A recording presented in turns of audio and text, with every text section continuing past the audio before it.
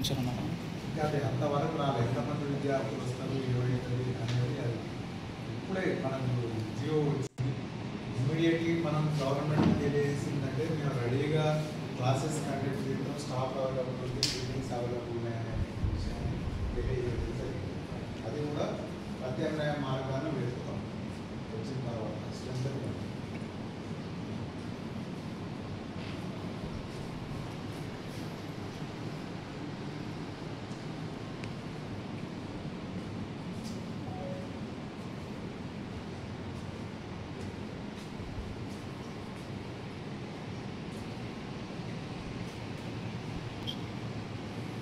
ఇప్పుడు మనకు 4 ప్రోగ్రాంలు ఉన్నాయి. దాదాపు ఒక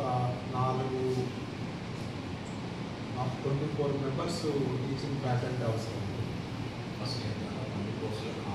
అన్ని కోర్సులు కామన్ కాబట్టి కామన్ ఎక్కువ ప్రోగ్రామ్స్ ఉంటాయి. ఇంగ్లీష్ కానివ్వండి, కంప్యూటర్ రిలేటెడ్ కానివ్వండి, అవన్నీ కామన్ ఉంటాయి.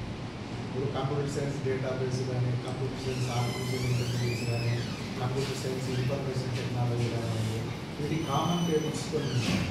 సో చాలా ఉంది కదా, దానిపైన ఇప్పుడు ఇంజనీరింగ్ కాలేజ్ ఎలా మీరు సమర్థిస్తారు? బడ్జెట్ ఏం లేదు మనకు, అంతగా ఫండ్ షార్ట్ లేదు. మనకు శాలరీస్కి సరిపోయినటువంటి బ్లాక్ గ్రాంట్, అందులో భాగంగా తెలంగాణ విశ్వవిద్యాలయాన్ని కూడా 35 కోట్ల డెవలప్మెంట్ గ్రాంట్ కింద ప్రకటించడం జరిగింది మొన్న మార్చి.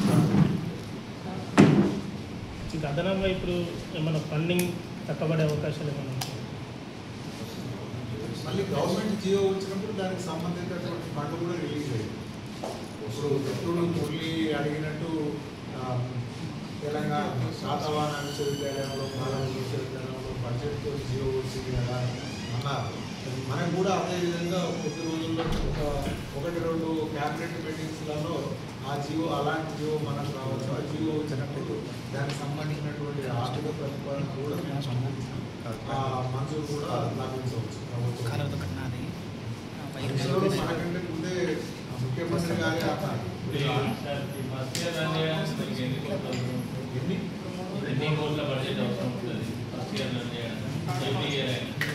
క్యాలిక్యులేట్ చేయాలి.